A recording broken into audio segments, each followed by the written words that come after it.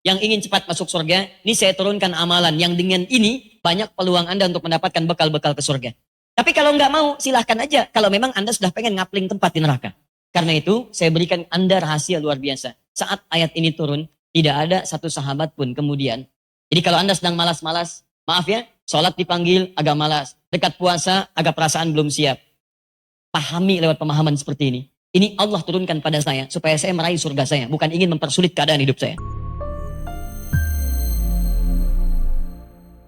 Baik, kita mulai bahasan kita pada bagian pertama. Kita akan bahas secara singkat namun padat pembahasan tentang kitab As-Siyam. Hal-hal terkait dengan pembahasan puasa. Supaya pembahasan kita lebih argumentatif, saya akan coba hadirkan satu contoh kitab yang menjadi rujukan. Ini sederhana, banyak jilidnya, hanya satu jilid saja. Kemudian jumlah halamannya pun tidak terlampau tebal. Jadi kita bisa keluarkan setiap tematikal pembahasannya agar teks terkait yang dituliskan di buku ini bisa kita baca dalam pembahasan-pembahasan yang kita butuhkan. Ini cukup lengkap, bisa dikeluarkan dan dibahas. Namanya Kitab As-Siyam, karangan Syekh Mustafa Abdul Aziz At-Tarablusi. Saya hadir masuk ke toko kitab. Ini cukup rumit didapatkannya, ya, tapi alhamdulillah bisa didapati dan tersisa tinggal satu kitab saja di toko itu. Ini insya Allah kalau nanti diperkenankan bisa dikopi, Anda boleh kopi, dan ini masih asli, sama dengan aslinya. Ya, masih berbahasa Arab. Ya. Nah. Untuk itu kita bahas. Ya. Untuk itu kita bahas. Saya selalu katakan kalau ada sesuatu yang belum kita dapati atau belum kita kuasai, jangan menyerah dulu. Karena kita itu manusia yang luar biasa. Saya sering katakan pada Anda bahwa manusia itu saat diciptakan oleh Allah, diberikan perangkat pengetahuan yang sangat luar biasa. Bahkan memorinya minimal itu 100 juta gigabyte. Nabi Adam saat diciptakan oleh Allah, dan ditampilkan penciptaannya dan kemampuan pengetahuannya di hadapan langsung malaikat dan jin, itu yang pertama kali dicek memorinya. Quran surah kedua Al-Baqarah ayat 31, paling kiri sebelah atas. Wa 'allama Adam al-asma'a kullaha. Kami ajarkan kepada Adam semua nama jenis benda. Semua jenis benda yang ada di semesta. Kemudian diminta oleh Allah di ayat 33 untuk disampaikan. Ayo sebutkan ini, sebutkan itu. Anda bayangkan, saya mau tanya pada Anda. Berapa jumlah benda di semua alam semesta? Taib. Sederhana ya. Jawaban malaikat pada saat itu Wallahu a'lam. Jawabannya pada saat itu Wallahu. Ayat 32-nya. Qalu subhanaka la ilma lana illa ma 'allamtana. Ya Allah Maha Suci Engkau, kami tidak tahu kecuali apa yang telah Engkau ajarkan kepada kami. Bahasa singkatnya, Wallahu a'lam. Malaikat bisa jawab Wallahu a'lam. Malaikat tidak pernah salah, tidak bermaksiat. Quran surah 66 ayat ke-6. La ya'sunallaha ma amarahum wa yaf'aluna ma yu'marun. Mengerjakan sesuai perintah, tidak pernah maksiat. Ditanya tidak tahu, Wallahu a'lam. Anda bukan malaikat. Potensi maksiatnya cukup banyak. Taatnya bisa menurun. Ditanya, luar biasa. Nah, karena itu, kita kembalikan ke sini. Ketika disebutkan, Qala ya Adamu ambihum. Adam sebutkan, tampilkan pada mereka. Sampaikan, bisa disebutkan. Karena itu para pakar menyebutkan, menganalisis di antara ayat ini, kesimpulannya, manusia itu punya potensi yang sangat luar biasa. Bahkan dalam keadaan tertentu, potensi terpendamnya itu bisa aktif dan kadang di luar nalar yang sekali kita lihat dalam kehidupan. Kayaknya nggak seperti ini gitu. Saya sering katakan pada Anda, kecepatan larinya berapa mas? Allahu a'lam. Kayaknya kalau yang seperti ini tidak harus wallahu a'lam dia. Baik, misal ambillah contoh 60 km per jam. Begitu lari 60 km per jam. Cukup lumayan cepatnya. Baik, normal. Di belakang Anda ada singa. Bisa 140 km per jam. Luar biasa. Bisa berlipat kecepatannya dan tiba-tiba tenaga itu muncul. Gambaran untuk mahasiswa teman-teman yang belajar. Kok bisa pelajaran sehari-hari agak telat. Begitu besok mau ujian, malam menghafal, bisa hafal tuh satu buku. Itu kemampuan dari mana gitu kan? Dia ada sesuatu yang luar biasa. Saya sering sarankan kalau Anda belum bisa menguasainya saat ini, jangan simpulkan bahwa Anda tidak bisa mendapatinya. Kopi dulu aja, bawa ke rumah, pelajari dengan baik. Kalau bukan Anda, anak Anda yang akan membacakan pada saatnya. Jelas ya? Ini kitabnya namanya As-Siyam. Kita bahas dua hal dulu dari kitab ini. Pertama, tentang dasar puasa. Nanti kita uraikan. Yang kedua tentang makna Ramadan. Makna Ramadan. Kalau masih ada waktu kita bahas ketentuan dan syarat. Karena dalam setiap ibadah, syarat dan ketentuan berlaku.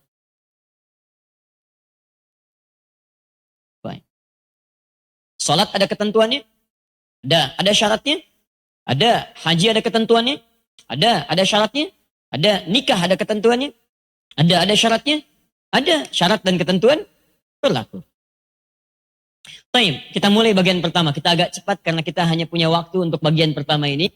Kita mulai sampai dengan menjelang Isya insyaallah. Baik, bismillahirrahmanirrahim. Saya turunkan teorinya sebentar sebelum ke kitab. Ikhwas sekalian, saudara-saudariku, penting diketahui bahwa setiap hal yang terkait dengan ibadah, kaidah sederhananya, mesti memiliki dasar yang disebut dengan dalil. Kaidah ibadah. Jadi sepanjang sesuatu disebut dengan ibadah, ditunaikan untuk mengharap ridha Allah Subhanahu wa taala, memiliki ketentuan dan cara tertentu, maka patokan utama dia mesti punya dalil, mesti punya dasar disebut dengan dalil namanya. Paham? Dan ketika Allah Subhanahu wa taala memerintahkan Nabi untuk mengerjakan apapun dalam bentuk ibadah, itu selalu diawali dengan dasar yang diturunkan. Muhammad kerjakan ini. Tiba saatnya lakukan ini. Hai orang beriman kerjakan ini. Hai orang beriman tinggalkan ini. Nah, ulama sepakat ketika turun ketentuan itu, maka berlaku hukum ibadah yang dimaksudkan. Dengan 5 hukum utama. Nanti ada wajib, ada sunnah, ada mubah sebelumnya, ada makruh, ada haram. Semua ini dikemas dalam bentuk dalil bila terkait dengan persoalan ibadah. Jadi sederhana, kalau Anda ingin mengerjakan sesuatu sifatnya ibadah, cek dalilnya ada enggak? Paham ya? Baik, jika ada dalil, kerjakan. Tidak ada dalil, gak usah terlampau kreatif.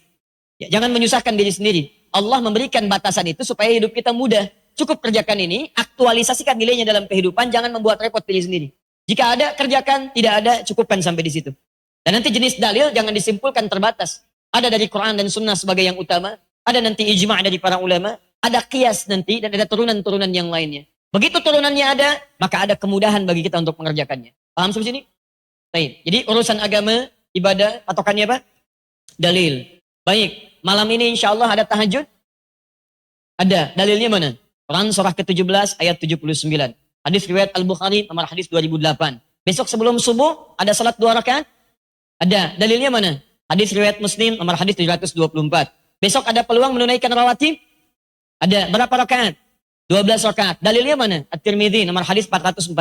Jadi begitu ada turunan dalil, ada kebolehan bagi kita mengerjakannya. Paham? Baik, ba'da salat subuh teman-teman sekalian, ada nggak salat 2 rakaat? Tidak ada. Dalilnya mana? Nggak perlu pakai dalil, memang nggak ada dalil. Jelas ya? Ketika dalilnya tidak ada, maka tidak berlaku kewajibannya. Ingat, yang dicari dalam ibadah bukan larangan, tapi perintah. Kalau larangan, Anda nggak akan temukan larangannya. Baik, salat subuh berapa rakaat? 2, boleh 3? Kan nggak ada larangannya. Silakan temukan di Quran dan hadis. Nggak ada larangan salat subuh 3 rakaat. Anda cari sampai kiamat kurang 2 hari, nggak akan ditemukan. Baik. Kenapa? Karena dasar bahasanya bukan larangan, tapi perintahnya ini poinnya. Jelas ya? Nah, sebaliknya terkait dengan urusan dunia yang tidak terkait dengan ibadah dalam pengertian ritual, maka yang dicari larangannya. Ingat, bukan dalilnya, larangannya. Jika hal itu tidak terkait dengan ibadah dalam konteks ritual, maka yang dicari larangan bukan perintahnya. Jangan dibalik. Ya, Anda setelah ini haus, kemudian datang ke Ihsan Mart, tiba-tiba ingin beli OIC. Begitu mau beli, Mas, OIC 1, dalilnya mana ayo? Nggak akan ketemu. Anda pulang dari sini beli somai, dalilnya mana? Capek, ya. Maka yang seperti ini dicari larangannya. Sepanjang bukan yang haram, Anda boleh kerjakan. Nah, sekarang ada pembahasan tentang puasa. Puasa itu ibadah bukan? Ibadah, karena dia masuk pada kategori ibadah, terkait hubungan kita juga dengan Allah Subhanahu wa taala, maka dia mesti punya dasar atau dalil yang mengharuskan ini kemudian ditunaikan sesuai dengan ketentuan-ketentuannya. Apa dalil yang menunjuk pada kewajiban puasa ini? Maksud saya kalau nanti Anda ditanya, kita bisa paham ini rupanya yang menjadikan kita itu mesti menunaikan ibadah yang dimaksudkan. Masih ingat tadi? Dari dalil turun hukum ada berapa? 5. Satu apa? Gini. Kalau ingin cepat memahami hukum, tarik garis begini. Kemudian beri titik di tengah-tengah.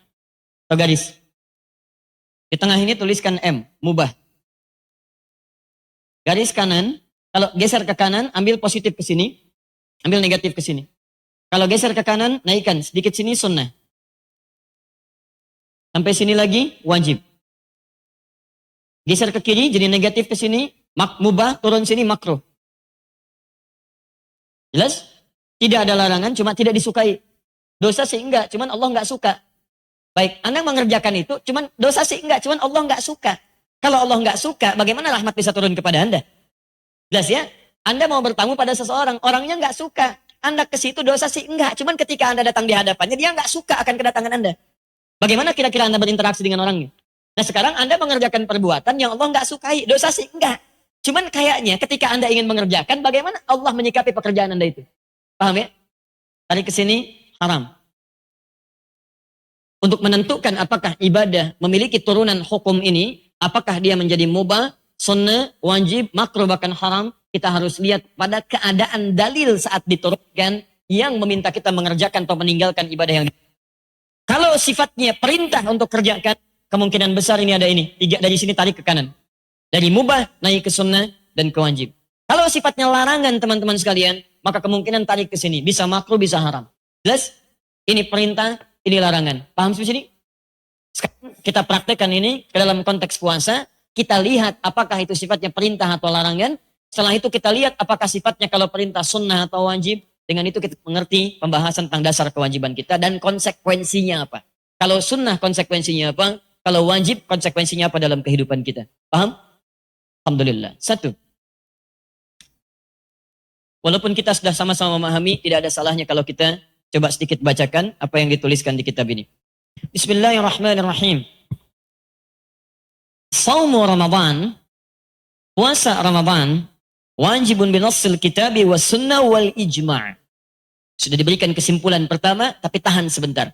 Puasa Ramadan itu dalilnya ada di Alkitab, Al-Quran.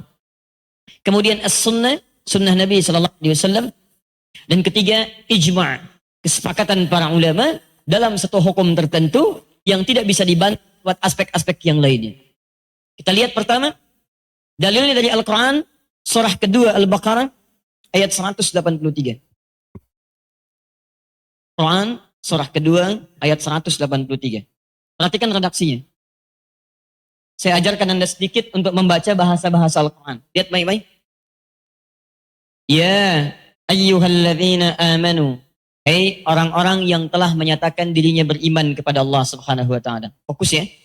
Lihat baik-baik. Kutiba alaikumussyam. Redaksinya menggunakan bentuk pasif. Kutiba alaikumussyam. Kutiba ala. Kutiba ala. Fokus. Kalau ada bentuk kata seperti ini, kutiba kemudian menggunakan kata ala, saya berikan rumus cepat, maka pemaknaan pertama bisa dipastikan secara umum ini menunjukkan bentuk kewajiban. Jika kalau ada bentuk kutiba ala, furida ala, itu umumnya menunjuk makna kewajiban, sesuatu yang wajib. Sudah? Baik. Jika saya ulang, ada ayat Al-Quran atau hadis Nabi SAW, ketika disampaikan menggunakan kata farada, menggunakan kata kataba atau kutiba, itu secara umum, maka kaidahnya umumnya menunjukkan makna wajib. Jelas? Saya ulang, umumnya menunjukkan makna apa? Wajib. Jadi ketika Allah menyampaikan, ya ayyuhalladzina amanu kutiba ala. Begitu menggunakan kata kutiba ala, ada kata kutiba ala. Setiap kata yang diawali dengan kata kutiba, bila dia berbentuk perintah, maka menunjukkan makna kewajiban, sesuatu yang wajib. Paham sampai sini? Baik. Jadi kalau kalimatnya menggunakan kata kutiba ala, hukumnya apa? Wajib. Karena petunjuknya menunjukkan makna wajib, maka tarik hukumnya dengan turunnya ayat ini, hukumnya puasa memiliki hukum wajib berdasarkan turunnya ayat ini menggunakan redaksi kutiba ala. Paham sampai sini? Baik. Satu. Ya ayyuhalladzina amanu kutiba alaikumussyam. Hai orang-orang yang beriman, langsung terjemahannya disebutkan diwajibkan atas kalian menunaikan puasa. Dari mana datangnya kalimat diwajibkan atas kalian? Karena setiap bentuk kata kutiba maknanya wajib. Karena itu langsung dipahami, karena maknanya wajib, maka hukumnya pun langsung disimpulkan. Hukum puasa saat ayat ini turun bukan menunjuk pada puasa sunnah, bukan puasa Senin, bukan puasa Kamis, bukan puasa Daud, bukan puasa Ayyamul Bid, tapi puasa khusus yang memiliki hukum wajib. Paham? Puasa Senin hukumnya apa? Puasa Kamis hukumnya apa? Sunnah. Puasa Daud hukumnya apa? Silakan cek hadis-hadisnya. Kalau Anda kemudian mendapati hadisnya, Anda tidak akan temukan kalimat kutiba melekat di sana dengan menunjuk penegasan makna kewajiban. Saya ingin sampaikan pada Anda, ketika ayat ini turun menggunakan kata kutiba, yang dimaksud bukan puasa-puasa yang sunnah. Tapi yang dimaksud puasa berhukum wajib. Paham? Baik, konsekuensinya. Wajib. Bila dikerjakan, dapat apa? Pahala. Ini kaidah fikihnya. Bila dikerjakan, dia mendapat pahala. Bila sengaja ditinggalkan, mendapat apa? Dosa. Ringan sekali, dosa. Masya Allah. Tahan sampai sini. Dikerjakan dapat apa? Pahala. Ditinggalkan dapat apa? Dosa. Baik, saya ambil contoh yang lain. Setiap ada turunan kata kutiba, kataba, kitab, ini menunjukkan sesuatu yang apa? Wajib. Buka Quran surah keempat ayat 103. Paling kanan pertengahan. Fa'idha qadaytumus salata. Fadhkurullaha qiyaman wa qu'udan wa ala junubikum. Fa'idha ma'nantum fa'aqimus salah. Inna salata kanat 'alal mu'minina kitaban mawquta. Kewajiban yang telah ditetapkan waktunya. Begitu ayat ini menggunakan kata kitab, turunan dari kata kutiba, kataba, ini menunjukkan yang dimaksud salat wajib. Jelas? Salat ketika turun kalimatnya menggunakan turunan kata kataba, kutiba, kitab, hukumnya wajib. Jadi kalau salat wajib, berapa waktunya? 5 waktu, subuh, zuhur, asar, maghrib, isya. Jadi konsekuensinya sama dengan yang ini. Dikerjakan dapat pahala, ada yang meninggalkan dapat apa? Dosa. Kalau pahala, tempat muaranya apa namanya? Surga. Baik. Kalau dosa, muaranya apa namanya? Neraka. Kalau bicara surga neraka bukan di dunia, bicaranya akhirat. Saat pulang ke akhirat. Ini bekal yang dibawa. Jadi seakan-akan Allah ingin memberikan gambaran kepada kita. Duhai yang ingin punya banyak pahala, yang ingin cepat masuk surga, ini saya turunkan amalan yang dengan ini banyak peluang Anda untuk mendapatkan bekal-bekal ke surga. Tapi kalau nggak mau, silahkan aja. Kalau memang Anda sudah pengen ngapling tempat di neraka. Paham? Baik, itu cara memahami singkatnya. Jadi ketika Allah menurunkan perintah puasa, ingat, hakikatnya Allah bukan ingin memberikan beban kepada kita, tapi ingin mewujudkan harapan orang-orang yang mencita-cita masuk surga. Jelas ya? Keren. Bagian pertama kita dapatkan. Sekarang, siapa yang dapat kesempatan untuk menunaikan puasa ini yang berhukum wajib? Ya ayyuhalladzina amanu, duhai para pemilik iman. Pemilik imannya menggunakan kata alladzina, alladzina disebutkan sebanyak 1080 kali dalam Al-Quran. Secara singkat, jika kalimatnya menggunakan kata alladzina, huruf sambung menunjuk pada subjek bahkan objek, ini dalam bahasa Arab secara singkat menunjuk makna luas tanpa batas. Kalau dalam konteks ibadah, sepanjang dia sudah memasuki masa baligh. Mau laki-laki, mau perempuan, mau besar, mau kecil, mau tua, mau muda, sepanjang dia sudah beriman kepada Allah, sepanjang sudah masuk masa balighnya, maka masuk dia kemudian dalam kategori diwajibkan dalam menunaikan puasa. Jelas di sini? Baik. Lihat cara memahaminya. Apa hukum puasa? Wajib. Kalau wajib hukumnya apa? Harus dikerjakan. Dapat apa? Pahala. Untuk mendapat pahala muaranya apa? Surga. Saya buat persamaannya. Begini cara memaknainya. Ibadah, hukum wajib, dapat pahala, sama dengan surga. Balik, orang yang ingin ke surga, dia mesti cari bekal namanya pahala. Pahala ini hanya didapatkan lewat ibadah. Ketika Allah mewajibkan ibadah, sesungguhnya bukan ingin membuat kita susah, tapi supaya kita mendapatkan bekal untuk ke surga. Jadi kalau ada orang mengatakan, ya Allah saya ingin ke surga, kata Allah, baik saya berikan kemudian kamu bekalnya. Ambil bekal ini kamu bisa ke surga. Paham? Apa bekalnya? Pahala. Lewat mana? Ibadah. Jadi kalau Anda diminta oleh Allah dengan satu kewajiban, jangan mengeluh. Karena sesungguhnya kewajiban diturunkan bukan ingin membuat kita lelah dalam menunaikannya, tapi ingin mempercepat cita-cita yang kita harapkan. Paham sampai sini? Karena itu saya berikan Anda rahasia luar biasa. Saat ayat ini turun, tidak ada satu sahabat pun kemudian yang merasakan sedih, yang merasa pesimis, tapi pada umumnya seluruhnya ketika muncul ayat kewajiban mereka gembira. Karena tiket surga mereka dibagikan oleh Allah Subhanahu wa Ta'ala lewat ibadah itu. Jadi kalau Anda sedang malas-malas, maaf ya, sholat dipanggil agak malas, dekat puasa agak perasaan belum siap. Pahami lewat pemahaman seperti ini. Ini Allah turunkan pada saya supaya saya meraih surga saya, bukan ingin mempersulit keadaan hidup saya. Jelas? Correct. Ya ayyuhalladzina amanu, wahai orang-orang yang telah menyatakan beriman kepada Allah. Mau laki-laki, perempuan, tua, muda, sepanjang dia baligh, kutiba alaikumussyam, diwajibkan atas kalian menunaikan puasa. Baik, kalimat kutiba alaikumussyam secara spesifik menunjukkan bahasan pertama kita, dasar kewajiban ibadah puasa. Quran surah kedua ayat 183. Dasar pertama. Kama kutiba 'alal ladzina min qablikum la'allakum tattaqun. Dua. Sunnah. Sudah? Hadis riwayat Muslim. Nomor hadis ke-8. Saya ambil yang paling ringan. Di Al-Arba'in diambil lagi oleh Imam An-Nawawi, dicantumkan pada posisi hadis nomor 2. Ketika malaikat bertanya pada Nabi SAW, mal Islam, apa pokok-pokok keislaman? Dasar-dasar keislaman, hal yang wajib dalam Islam. Maka Nabi jawab 5 persoalan pada saat itu. Perhatikan pokoknya. 1, antasyhada an la ilaha illallah wa anna Muhammad Rasulullah. Engkau bersyahadat, mengakui hanya Allah Subhanahu wa taala Tuhan yang layak disembah, dan cara menyembahnya lewat tuntunan Muhammad utusan Allah sallallahu alaihi wasallam. Paham? Baik. Muhammad sallallahu alaihi wasallam diutus oleh Allah mengajarkan pada kita bagaimana cara menyembah Allah Subhanahu wa taala. Jelas sampai sini?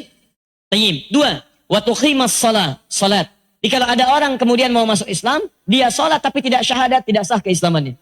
Syahadat dulu. Kalau ada orang sudah bersyahadat tapi dia tidak mau salat, ada yang tidak sempurna dalam keislamannya. Jelas? 3, wa tu'tiyaz zakah. Anda mengeluarkan zakat. Saat Anda memiliki harta masuk dalam kategori wajib zakat, keluarkan zakatnya. 3. 4, wa tasuma Ramadan, dan Anda tunaikan puasa Ramadan. 5, wa tahujjal baita in istata'ta ilaihi sabila. Yang kelima, menunaikan ibadah haji jika engkau telah menyiapkan kemampuan dalam mewujudkannya. Dalam hadis ini Nabi menempatkan puasa pada urutan yang keempat.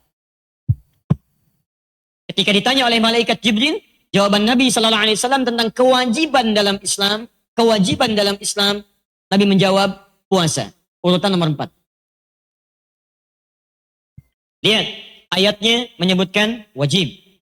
Hadisnya menunjukkan wajib. Jika ayat dan hadis sudah bicara wajib, maka mustahil ada manusia biasa yang bukan Rasul, yang bukan Tuhan, keluar dari hukum ketetapan yang dimaksudkan. Maka semua ulama sepakat, karena ayatnya menyampaikan wajib, hadisnya mengatakan wajib, maka semua tidak ada perbedaan pendapat dari kalangan ulama, hukum puasa berdasar 2 sumber dalil ini, hukumnya wajib. Kesepakatan para ulama tanpa perbedaan pendapat di dalamnya, itu disebut dengan ijma' namanya. Baik.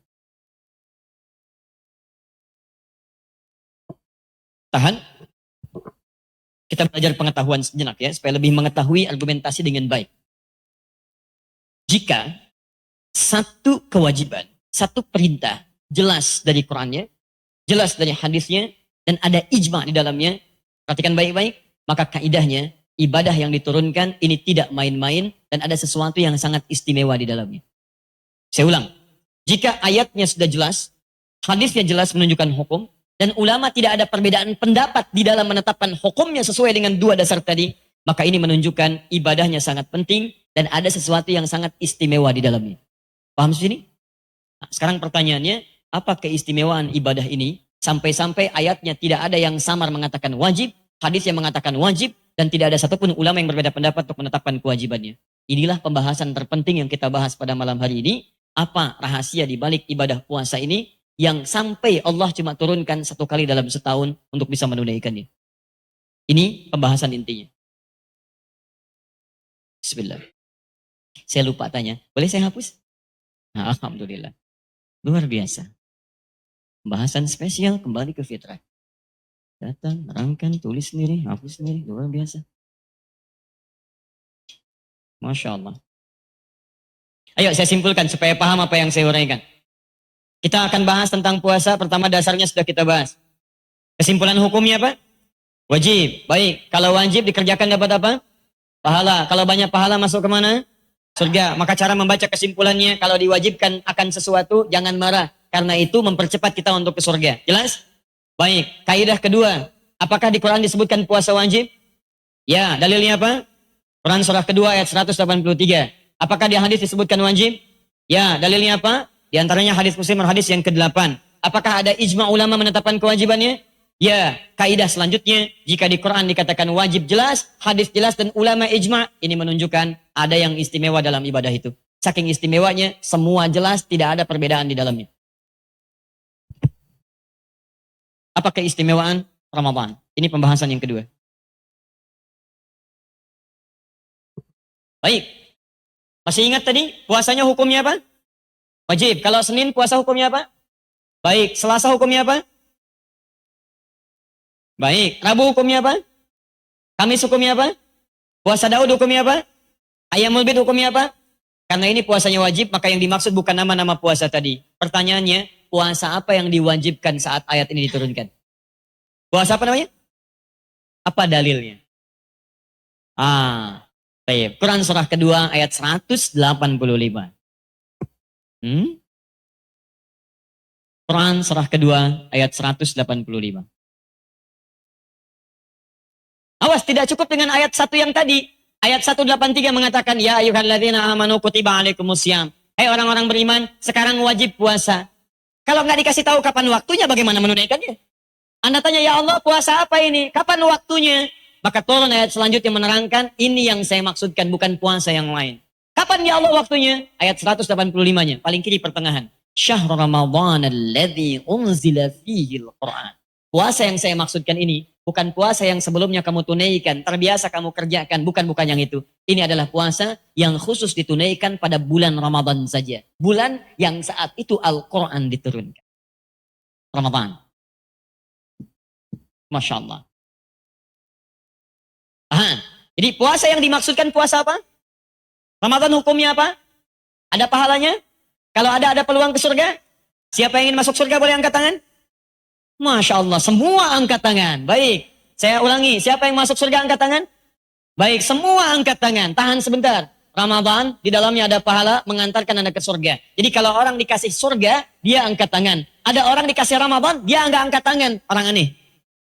Orang aneh, karena Ramadan dibuat untuk mengantarkan Anda ke surga. Makanya ketika ayat ini diturunkan, semua bahagia. Kenapa? Karena ada bekal ke surga diberikan oleh Allah pada saat itu. Jelas ya? Makanya cara baca Anda begitu Ramadan mau datang, ya Allah surga mau datang nih. Tiket mau dibagikan. Jadi mustahil ada orang beriman, itu ketika menghadapi Ramadan, dia nggak suka, itu mustahil. Mustahil. Hanya kecebong yang tidak suka. Tahu artinya kecebong? Apa? Bukan keputusan cepat tapi bohong-bohongan. Baik. Sekarang pertanyaan terbesarnya, apa rahasia pertama dari penamaan Ramadan? Kenapa diberi nama Ramadan? Bukan Rajab, bukan Sya'ban, bukan yang lain. Kita lihat nanti setelah menunaikan sholat Isya berjamaah. Karena itu ketika kewajiban datang, seluruh orang-orang beriman di masa Nabi, era setelahnya, generasi terbaik, cara membacanya, tiket saya datang, bukan beban yang kemudian dihadirkan. Yang kedua, cara membaca kewajiban, perhatikan, ada beberapa bagian dalam ketentuan syariat yang Anda mutlak membaca dengan iman, jangan dahulukan akal. Sebab ketika Anda dahulukan akal, beban muncul terlebih dahulu, minimal beban pikiran. Tapi ketika Anda dahulukan iman, ketenangan dan kenyamanan yang hadir dalam kehidupan kita. Orang kalau melihat wajib umumnya ada perasaan beban tersendiri. Tapi kalau Anda baca pakai iman, justru wajib itu menunjukkan sayangnya Allah kepada kita. Seakan-akan Allah ingin menjaga kita, supaya tidak keluar dari rel surga kita. Saking sayangnya Allah, saya nggak pengen kamu tidak masuk surga. Saya nggak pengen kamu keluar dari surga. Kamu harus masuk, saya wajibkan ya. Jadi begitu wajib itu muncul, itu untuk menjaga kita. Supaya kita nggak keluar dari surga. Itu bentuk kasih sayang. Kalau Allah nggak sayang, Allah bebaskan aja. Yuk kamu yang mau sholat, yang enggak. Yang mau puasa, yang enggak. Tapi ketika Allah inginkan kita semua masuk surga, maka Allah berikan ketentuan yang sangat ketat. Jangan sampai kamu gagal tunaikan ini. Karena saya khawatir kamu tidak ke surga nantinya. Itu kalau diterjemahkan dalam bahasa kita. Paham ya? Makanya ketika waktu sholat tiba, orang-orang yang paham itu bekal ke surga, dia akan bahagia. Jadi begitu selesai maghrib, datang Isya. Alhamdulillah, baru tadi dapat pahala. Sekarang mau dikasih tugas untuk dapat surga lagi. Bismillahirrahmanirrahim. Halaman ke-14, paling kanan sebelah bawah. Ismu Ramadan. Makna dari nama Ramadan. Jangan sampai ditanya, apa itu Ramadan? Puasa. Apa itu puasa? Ramadan. Masya Allah. Luar biasa. Tasmiyatu hadha syahri bi Ramadan. Adapun nama bulan ini yang menghadirkan momentum puasa dinamakan dengan Ramadan, ada setidaknya 3 pemaknaan di dalamnya. 1. Ini di sini singkat, nanti saya turunkan dalil-dalilnya. Boleh jadi tidak tercatat di sini, tapi nanti kita turunkan. Bismillah. 1. Li'annahu kana yusadifu zaman Ramadan wahyallati yashtaddu fiha al-har fi jaziratil Arab. Kenapa dinamakan dengan Ramadan? Karena yang pertama, momentum diwajibkan puasa ini bersamaan dengan bulan yang oleh orang Arab sebelumnya diberi nama dengan nama Ramadan. Jadi nama Ramadan ini menurut pernyataan yang pertama, pendapat pertama, itu bukan nama spesial yang khusus. Namun menunjukkan satu masa, satu waktu yang memang orang Arab sudah menamainya dengan nama Ramadan pada saat itu. Terambil dari kata ramba, yaitu panas yang sangat membakar. Terik panas yang membakar. Ramadan terambil dari kata ramba. Jadi begitu kewajiban turun pada bulan Sya'ban tahun kedua Hijrah, begitu turun ayat perintahnya Ramadan, syahr Ramadan, turun di bulan Sya'ban, diminta dikerjakan di bulan Ramadan. Ketika disebutkan nama Ramadan, kata pendapat ulama yang pertama, ini tidak menunjukkan makna tertentu, tapi menunjuk kepada nama bulan yang memang orang Arab sudah mengenalnya, disebut dengan Ramadan karena pada masa itu suasana panas memang sedang terik-teriknya pada saat itu. Jadi kalau ada peristiwa khusus yang umumnya terjadi pada masa-masa rentang itu, maka mereka akan namakan pada waktu itu dengan nama-nama waktu yang melekat di dalamnya. Contoh, misal, saat musim-musim mereka alami, banyak tumbuhan mulai muncul. Allah.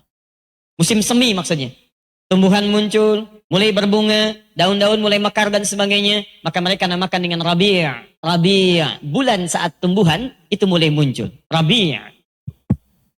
Sampai-sampai mereka membuat syair terkait dengan ini. Al-Bukhtari punya syair.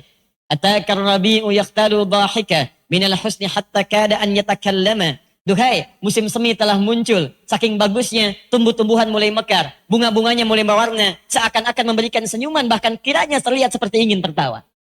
Jadi begitu mereka melihat tumbuhan mekar, ini bagus, lekatkan nama yang sesuai dengannya. Rabi'. Contoh, Sya'ban, bulan keberapa? Nama atau 7? Yang keenam angkat tangan. 7? 8. Tayyibin 8. Bukan 6, bukan 7. Rajab bulan ke? Oh, Rajab 7 ya. Sya'ban yang 8 ya. Sya'ban bulan 8. Hati-hati. Sya'ban bulan 8. Pertanyaannya, sebentar. Kenapa disebut dengan Sya'ban? Apa itu Sya'ban? Dari kata tasya'ub. Apa itu tasya'ub? Dari kata syu'ab. Apa itu syu'ab? Komunitas yang menyebar. Komunitas menyebar. Kalau penyebaran ini menyatu, membentuk kelompok-kelompok, misal RT nyatu jadi RW, RW nyatu jadi kelurahan, kelurahan nyatu jadi kecamatan, kecamatan nyatu jadi kabupaten, yang lainnya kota, jadi provinsi dan sebagainya, maka jamaknya jadi syu'ub namanya. Syu'ub. Quran surah ke-49 ayat 13. Ya ayyuhan nas, inna khalaqnakum min dzakarin wa untha wa ja'alnakum syu'uban wa qabail. Hei manusia, kami ciptakan kalian ada laki-laki, ada perempuan. Dan kami jadikan penyebaran semua itu menyatu dalam komunitas-komunitas. RT sekian, RW sekian, kelurahan sekian. Di mana alamatnya? RT sekian, RW sekian, dan seterusnya. Paham? Itu syu'ub namanya. Tapi kalau Anda ingin berbicara tentang masyarakat yang berkelompok ini, kemudian pergi berkelompok-kelompok, misal RT sekian, pergi jalan. RT sekian, pergi jalan lagi. Yang ini ke Ancol, yang ini ke Dupan, ini ke Puncak, ini ke Taman Safari, ini ke Taman Bogor, dan seterusnya. Berbeda-beda. Maka kalimatnya disebut dengan tasya'ub. Tasya'ub. Kalau semakin banyak yang tersebar memencar pergi ke tempat tertentu, maka disebut dengan Sya'ban. Kenapa bulan ke-8 ini disebut dengan bulan Sya'ban? Karena pada masa itu, orang-orang di komunitas Arab itu menyebar mereka semua untuk mencari air pada saat itu, untuk persiapan di bulan ke-9 Ramadan. Karena kalau sudah panasnya terik luar biasa, itu susah untuk keluar, Pak. Saya pernah beberapa kesempatan di Timur Tengah, itu merasakan bagaimana itu sampai tingkat panas 57 derajat. AC sudah tidak pengaruh dinginnya. Ya itu terasa luar biasa. Begitu keluar, ada angin, panas, kayak tertampar saja, dan sebagainya. Itu jalan tuh seperti itu, panasnya luar biasa. Ya, nah itu panas. Jadi kesempatan untuk keluar itu tidak mudah. Kadang-kadang mau makan juga malas. Padahal tempat makan itu tidak begitu jauh. Tinggal jalan, ada makanan. Disiapkan, tinggal ngambil. Makanan dituangkan, tinggal makan. Cuman karena panasnya luar biasa, keluar itu tidak mudah. Nah, mereka bersiap sebulan sebelumnya, menyebar mereka mencari sumber air untuk mengumpulkannya di rumah. Saat dibutuhkan mereka bisa minum dan tidak harus keluar lagi saat terik panas itu datang. Karena itu bulan ke-8 disebut dengan Sya'ban namanya. Ramadan, bulan panas. Paham? Nah, ini yang pertama. Jadi nanti teman-teman, pada masa Islam, saya masuk pada bagian kedua, nama ini tetap dipertahankan. Semua nama, 12 nama yang sudah ada sebelumnya dipertahankan dalam masa Islam. Paling indah, nanti saya teruskan pada dan 3. Yang paling menarik dalam setiap nama ini ada nama-nama yang terkait dengan hadis-hadis, bahkan esensi-esensi ayat yang turun.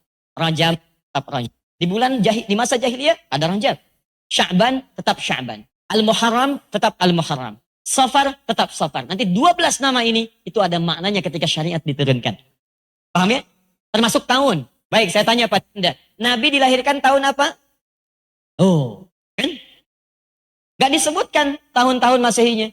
Gak disebutkan tahun Hijriahnya belum datang. Tapi yang disebutkan tahun ketika ada peristiwa terjadi di dalamnya. Begitu gajah datang, Abraha bawa gajah dan sebetulnya. Dan seterusnya. Dilahirkan Nabi disebut tahun gajah. Coba bayangkan. Kalau pada saat itu yang banyak datang bukan gajah. Bisa kakak tua datang banyak. Oh, Masya Allah. Maka tahunnya disebut dengan Alhamdulillah. Paham ya? Baik. Dua. Di bahasa Arab tuh banyak yang unik-unik, Pak. Karena harakat juga ada maknanya. Fathah ada maknanya, kasrah ada maknanya, dhammah ada maknanya. Bahkan nanti makna itu dibawa ke tajwid. Dhammah, dha, sesuatu yang mengumpul, Kalau Anda menyebutkan harakat dengan dhammah, maka berkumpul kemudian di mulut Anda, kan? Fathah terbuka kalau disebut fathah kan? I tipis, harakat yang tipis, tipis, anti, gitu ya. Anta antum ya. Itu ada indah. Jadi kalau Anda terapkan dalam pembacaannya pun itu harakatnya akan nempel. Dan hebatnya nanti di ilmu tertentu khusus tentang ma'anil loghah. Ke ma'anil huruf itu ada makna-makna. Kenapa perempuan identik dengan kasrah, laki-laki identik dengan fathah? Jadi kalau Anda disebutkan kamu laki-laki apa? Anta. Tapi kalau ke perempuan apa? Ti anti anta. Kenapa?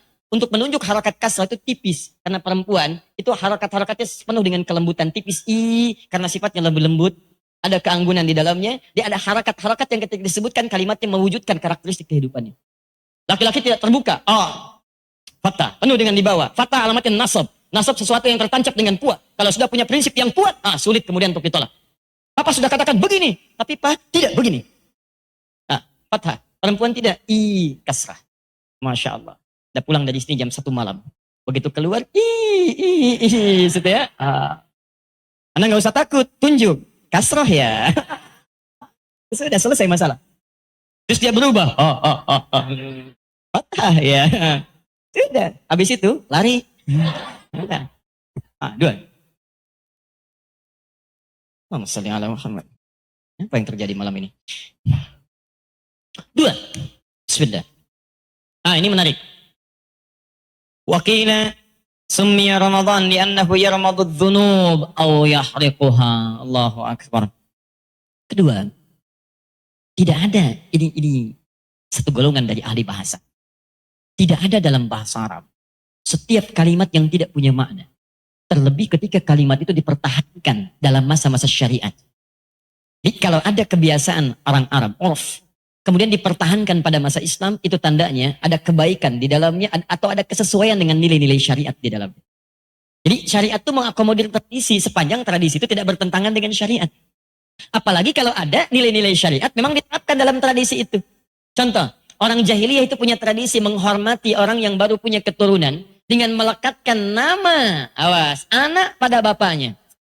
Langsung nama bapak dilekatkan pada bagian anaknya. Contoh, misal Nabi Muhammad SAW punya anak pertama. Siapa namanya? Al-Qasim. Maka beliau dihormati, disanjung dengan nama itu. Disebutkan nama umum bagi ayah, namanya Abun. Kemudian nama anaknya Abul Qasim. Ketika disebutkan Abul Qasim itu bukan masa Islam, dari zaman jahiliyah sudah ada. Cuman itu bagus untuk penghormatan orang lain. Seakan-akan kami senang dengan lahirnya anak Anda yang pertama. Anda bahagia, kami pun ikut bahagia. Ada nilai kebahagiaan di dalamnya. Bukankah saat orang melahirkan Anda ikut bahagia juga? Alhamdulillah telah lahir anaknya. Masya Allah. Lucu ya, imut ya. Alhamdulillah, mudah-mudahan Allah berkahi. Anda ikut bahagia. Yang lahir anak orang lain yang bahagia Anda. Anda bayangkan. Makanya dilekatkan pada masa itu kalimat yang melekatkan pada anaknya. Abul Qasim. Dan turunan-turunan yang lainnya. Itu boleh kemudian Anda praktekkan di masa kekinian. Gak ada masalah. Di Arab sampai sekarang ada. Abu Muhammad, padahal namanya Hasan. Anak pertamanya Muhammad dikenal dengan Abu Muhammad. Baik, antum kenal dengan di antara paman Nabi namanya Imran? Abdul Manaf? Tidak. Kalau Abu Talib kenal? Kenal di mana? Luar biasa. Abu Talib. Abu Talib. Siapa itu Abu Talib? Teman-teman sekalian, siapa Abu Talib? Nama aslinya bukan Abu Talib. Nama aslinya Imran. Ada yang menyebut Abdul Manaf. Anak pertamanya Talib. Anak keduanya kemudian ada Ja'far. Anak selanjutnya kemudian ada Ali bin Abi Thalib radhiyallahu ta'ala anhu. Maka dikenal dengan Abu Talib. Jelas sampai sini? Baik. Teruskan.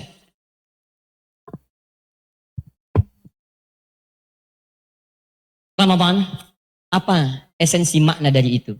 Kenapa kemudian nama ini dilestarikan pada masa-masa keislaman? Ternyata ini kalau kajian saya bahas detail cukup panjang nanti kajiannya. Saya langsung kepada nama Ramadan saja. Ternyata semua nama dalam bulan hijrah dipertahankan sampai ke sejak masa jahiliyah sampai dengan sekarang karena ada nilai-nilai kesesuaian dengan nilai syariat di dalamnya. Di antaranya Ramadan. Berasal dari kata ramba, panas yang sangat membakar, terik yang membakar. Kenapa dipertahankan namanya? Kata para ulama, bukan sekedar Allah menetapkannya dalam Al-Quran dan memilih nama ini karena pada masa itu turun keterangan-keterangan dari Nabi SAW bahwa saat Ramadan ada ampunan Allah Subhanahu Wa Taala yang akan membakar dosa-dosa kita seperti panas membakar semua hal yang ingin dihanguskannya. Seakan-akan nama ini diberi nama dengan Ramadan, ingin memberikan kesan seperti pada saat itu ada panas yang sangat terik dan membakar, pada masa Ramadan akan turun ampunan dari Allah yang bisa membakar dosa-dosa setiap hamba. Saya berikan rumus cepat. Lihat sini. Ada rumus namanya fa'lan atau fu'lan. Boleh fa'lan atau fu'lan.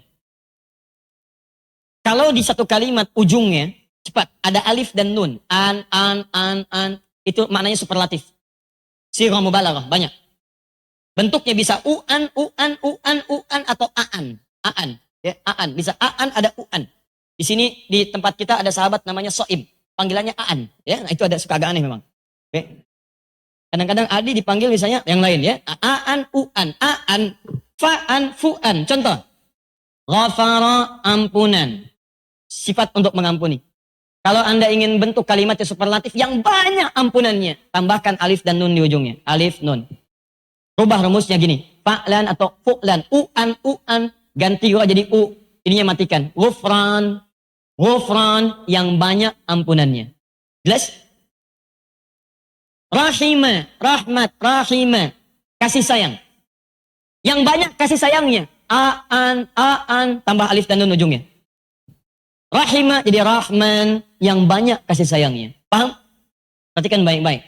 Ramadan, panas yang membakar. Begitu ditambah alif dan nun di ujungnya. Ramadan, yang sinarnya, alhamdulillah, luar biasa teriknya. Yang panasnya luar biasa membakarnya. Ketika makna itu dikaitkan dengan nilai keistimewaan Ramadan, ada satu nilai yang terkait dengan makna terik tadi. Apa itu? Banyaknya ampunan Allah diturunkan saat Ramadan, siang dan malamnya, sehingga siangnya dibakar dosa Anda, malamnya dibakar dosa Anda. Seperti panas yang sangat terik membakar, siang malam Ramadan ada ampunan yang panas terik membakar semua jenis dosa yang pernah Anda kerjakan.